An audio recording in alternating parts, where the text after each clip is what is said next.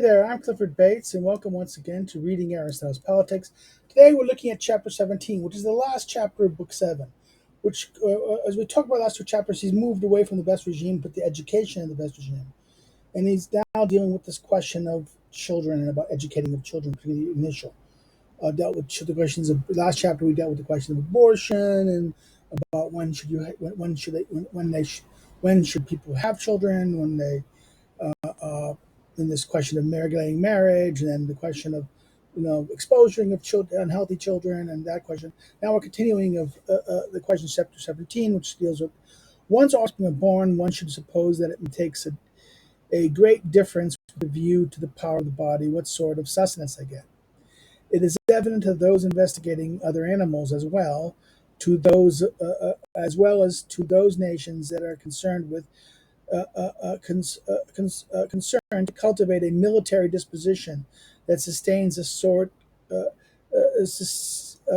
disposition that sustenance of a rich sort in milk is the most particularly suited to their bodies, and one that is relatively free of wine on account of diseases it produces. In other words, this idea of healthy military bodies, healthy young bodies, the very young children bodies that should be.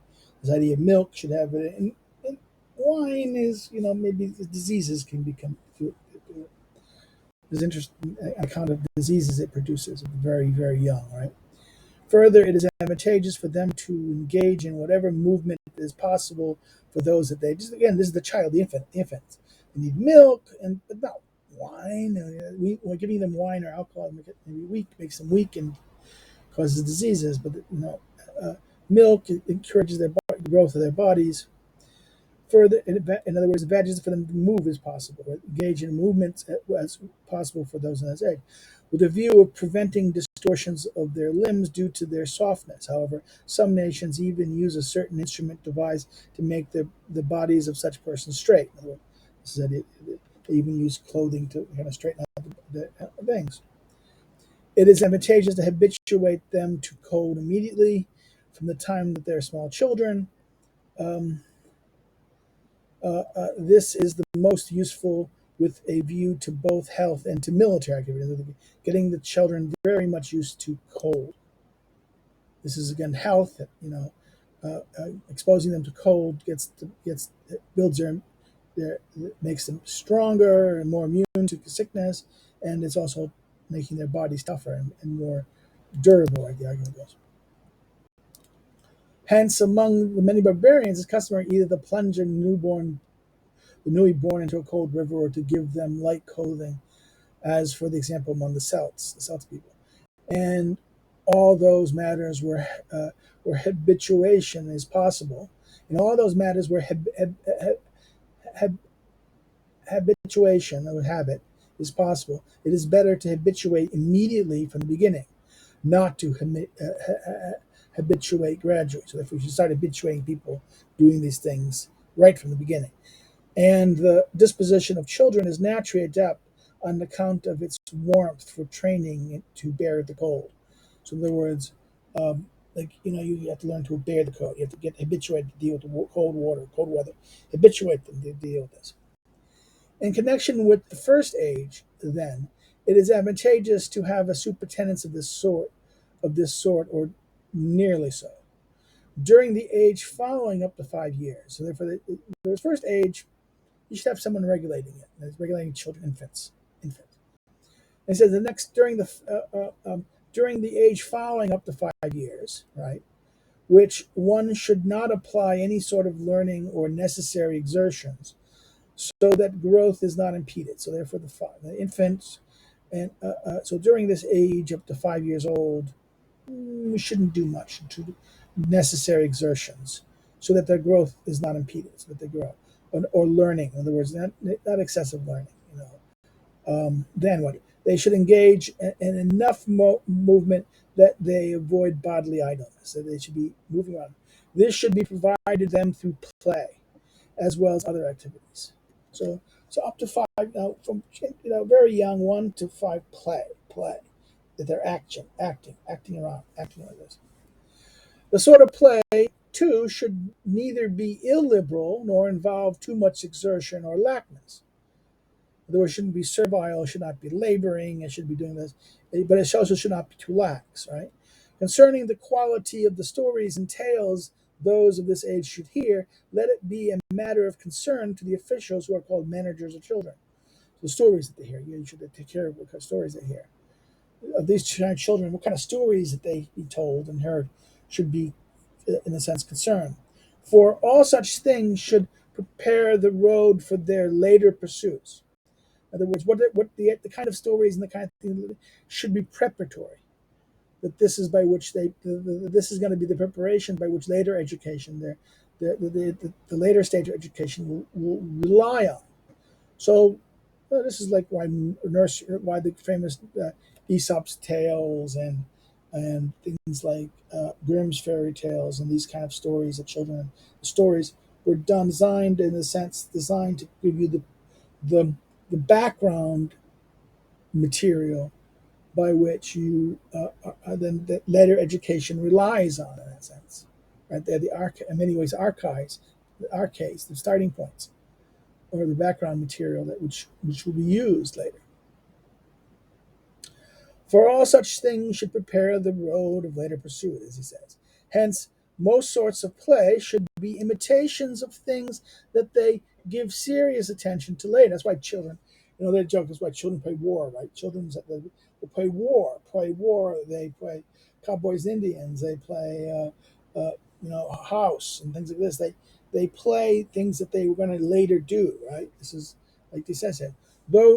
Those who in the laws forbid screaming and crying children are not correct in this prohibition. These things are advantageous with a view to growth. In a certain manner, they provide exercise for bodies, for both holding breath gives strength to those exerting themselves, and this very thing that results from children screaming. In other words, in other words, you just have to get used to them. The idea of children screaming and crying, oh, that's bad, no good. Let them do it. This is healthy for this is kind of exercise in building their lungs and their capacity. You, the adult, has to ignore it. You have to learn to ignore it. You have to learn to turn it off, but still pay attention to see whether the screaming is legitimate or not. Is the screaming because of pain, or is it just Is it simply just willfulness? Okay, in that sense, I want something, I desire, I wish, I want something. You're not giving it to me. Pay attention to me. Pay attention to me. Right? Okay, ignore. That's the idea here, right? He says. The manager of children must monitor their pastimes, particularly so as to ensure that as little of it as possible will be with slaves. You shouldn't be hanging. You shouldn't allow the children hang out with the slaves. For this age, up to 7 years, must necessarily have its rearing at home. So therefore, up to 7, this is going to be at home. It is therefore reasonable to expect that even at such an age, they will counter the elements of illiberality from what they hear and see on accounts of proximity to slaves. Right. So therefore, you have to be careful. That this is the danger of having slaves. Slaves will teach your children bad habits. You don't want them. You don't want your children being around illiberal people, the unfree, the servile. Okay. You want them. You want your children to be around the free, not to be around people who are going to be doing like this. So they need to be. You need to have people who are not slaves taking care of your children. This is the mistake. Ironically, this is it doesn't work that way. You do so, by having the slaves govern your children. You end up teaching your children bad slavish manners, slavish habits. Generally, then, the legislature should banish foul speech from the city more than anything else, for by speaking readily about some foul matter, one comes closer to doing it, and particularly among the young, so that they neither say nor hear anything of the sort. So, foul language, bad language. Oh, that's the famous Captain American. Foul language. In other words, no, no. Our times we think, oh, shocking. We no, The idea here is that once they hear it, they will start doing it. Okay, so that's the problem. This is the problem of foul language. Foul language teaches foul behaviors. And foul behaviors lead to foul actions. The one who was found speaking or doing something that is forbidden, if he's a free person who cannot yet claim to merit reclining at a table, should be punished with dishonor and with a beating. And if older than this age, with dishonor of a illiberal sort, because of slavishness that he has shown. In other words, dishonor should be treated he should be treated humiliated to be like a servant below a free person. If someone's a freeborn doing this, well, you punish them with a beating. Okay? Dishonor, a little bit of dishonor. If it's not to be at the table, you can beat them. But the other one, it's a liberal sort, because of the slavishness that he has shown.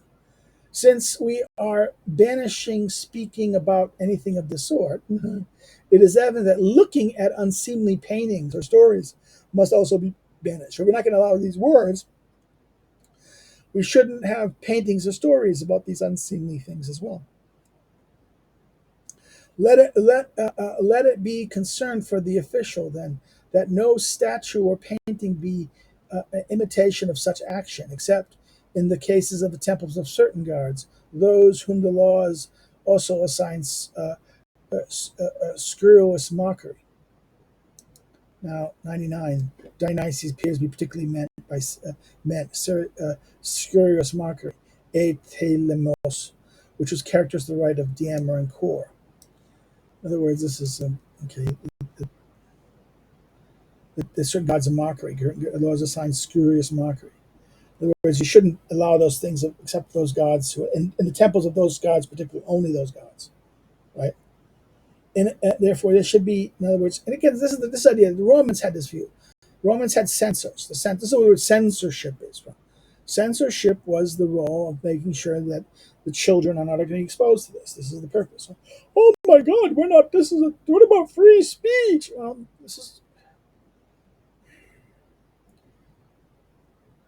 This is the question about how to make sure children are grown to a certain way that they're able to be best. You don't want children being raised in a slime pit of vulgarity and pornography. Little children showing pornography and things like that. Oh, they'll be normal. Well, they won't be normal. They'll be monsters. You let children. In other words, you sexualize children. You expose them to violence and things like this. They will not be normal. They will be monsters. Okay, this is the problem. We want children to grow, not to become not that they're not exposed to such things, but to be exposed when they're able to value and assess. If they've been habituated to accept these things, then they'll just accept them in the worst possible way. Okay, they'll have no ascension, no control, no ability to do things, and unable to discern the beautiful and the vulgar, the beautiful and the noble versus the ignoble and the base. Okay.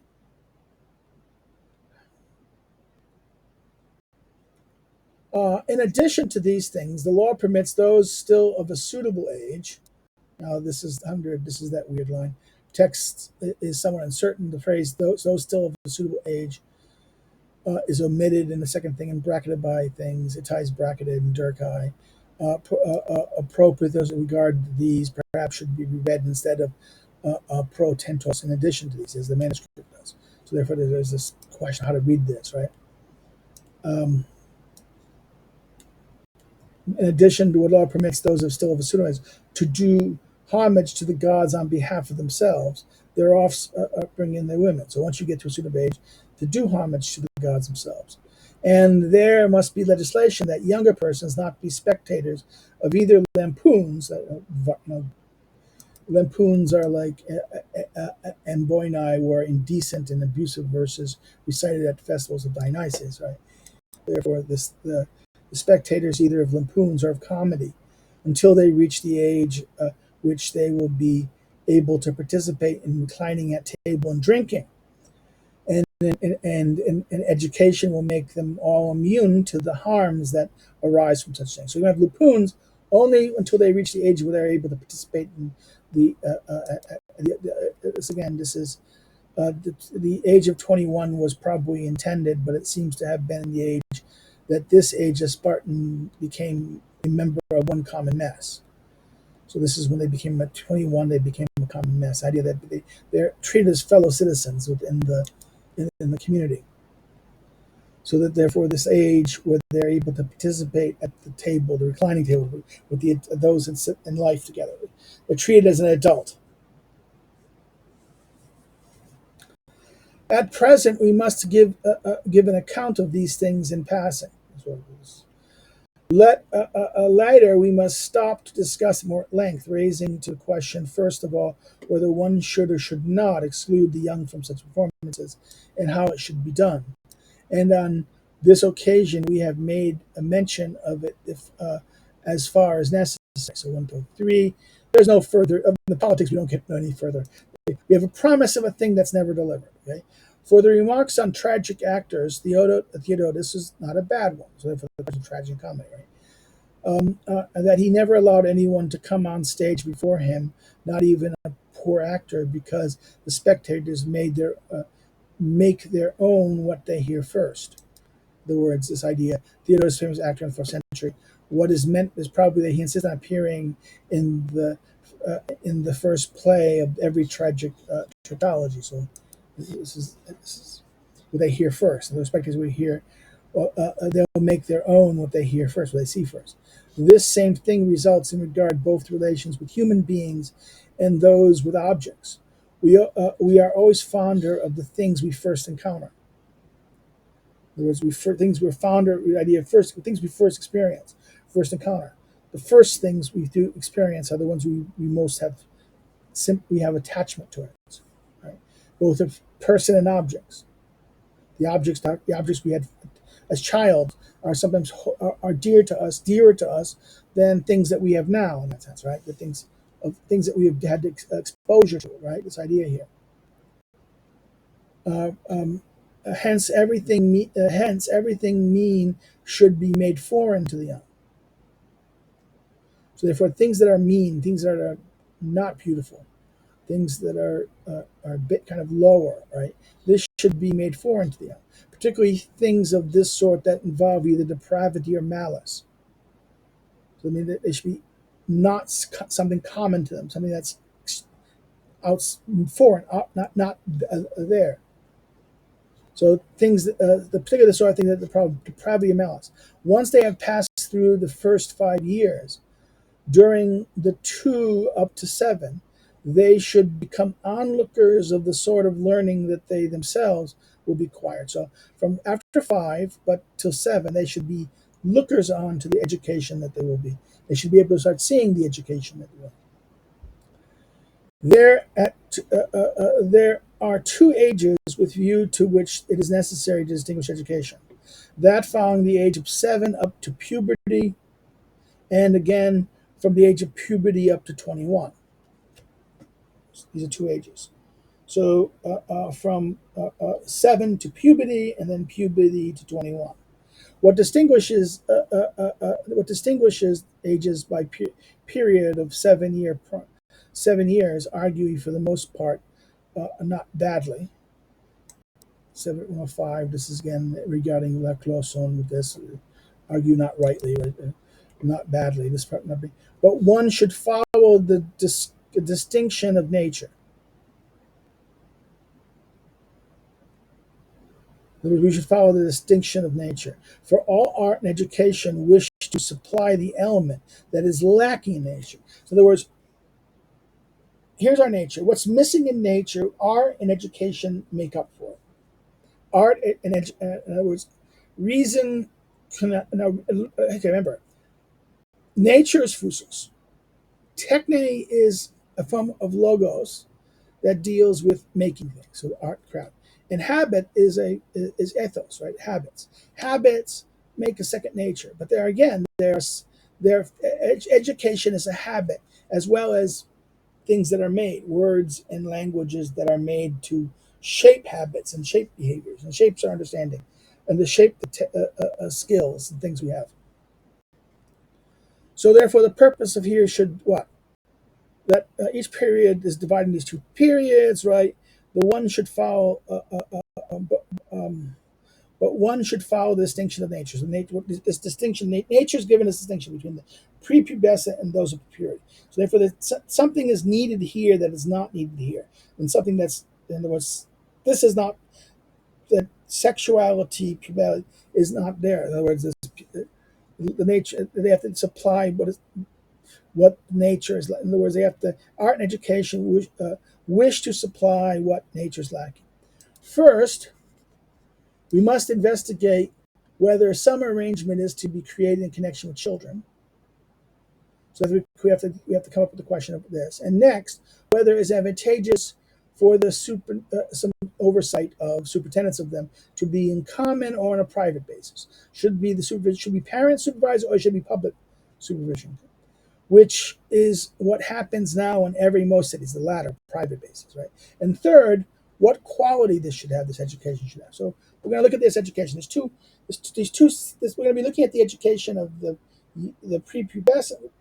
We have these stages. We have the infant, then early childhood, then from 7 to puberty, then puberty to adulthood. This is the stages of education that we should have, and we should look at these three questions: whether there's some arrangement that's been created for these children, of these people in 21. 21 is still a child in their mind. Okay.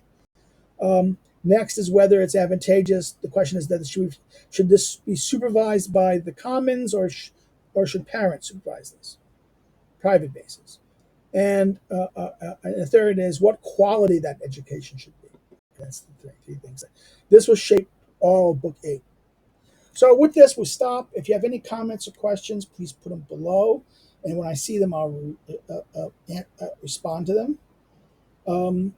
If you have any comments or issues about the question of education, this has been a weird chapter in that sense, right? Because, oh my God, where's it? If you liked it, like it. If you share it with a friend, post it on your social media, send it around. If you haven't subscribed, please subscribe. Encourage others to subscribe. Get a friend to subscribe. Please go subscribe. Get us the membership, so I need more people to become watching this. I'm surprised that more people don't watch it. Well, maybe I'm not good enough. I'm not sexy enough. My God, this is boring, man. This is really education. Another thing is, if you didn't like it, say don't like it. Put criticisms. What are the criticisms? What do you think I did wrong? Or you think I misrepresented something? Say so. Okay. I can learn something, right? That's the purpose of this. This is why I'm doing this. Another thing you can do is, if you want to follow me on social media, links are below. If you want to contribute to help me do this kind of thing, you can do this through Patreon, Subscribestar. Of course, I'm too late in this. I'm not good enough in this. I should be better. I'm not superstar yet. Okay, whatever. Another way, please do that. It would help, but I know that no one's there, so I'm. I feel like I'm shooting the wind. Long, Jim Croce's song, right? Another way you can help me is to buy my book. If you have other books in politics, you can buy them. But if you buy this book, this will specifically help me because I will get the money from it. It's available on Amazon, Barnes & Noble, and most of the online distributors. If you buy it from Lulu directly, yes, you have to pay shipping, unlike those other places maybe. But Lulu gives me the profit that those stores get. So would get normally. So therefore, yes, I make something from those when you buy those stores, but I'll make a lot more if you buy it from Lulu directly. What is this? This is like the title says, a notebook on Aristotle's politics. It's a workbook. This is kind of a study book designed to help you studying the politics. It's like Cliff's Notes, right? It's not a mere summary. It introduces you how to the text. It gives some background about the text of the politics, and how to understand certain things about the text. It then deals with it explains the text, its history, and things like this a little bit, so that you get some background information. It's like Cliff's Notes in a sense that it's not just mere summarizations of chapters. I will structure the examination of the book book by book, chapter by chapter, going through. Sometimes some chapters link together and you deal them collectively, but a lot of times chapter by chapter. Um, I will go through I will give some summarization, outlines of what's dealt with in a certain chapter. I will highlight the lists of themes and issues when there's chart. I go with charts, lists, structures to kind of do this thing. Some questions and themes that are addressed, and maybe even apply connect the themes and issues to other issues in history of political thought and history of ideas. So this is a very good, useful tool if you're going to be studying this. If you're either at the beginning of, you're just a beginner to studying the politics, or even if you're a serious scholar, because it has. I'm giving you tools that anyone will find useful in order to study the text. So, and it's a way for you can help me by doing this. So that's it. I'll let you guys go. Have a good day. Take care, and I'll see you next time when we look at chapter 8. Chapter 1, chapter 8, book 8, chapter 1. Take care. Bye bye. Have a good day. See you later.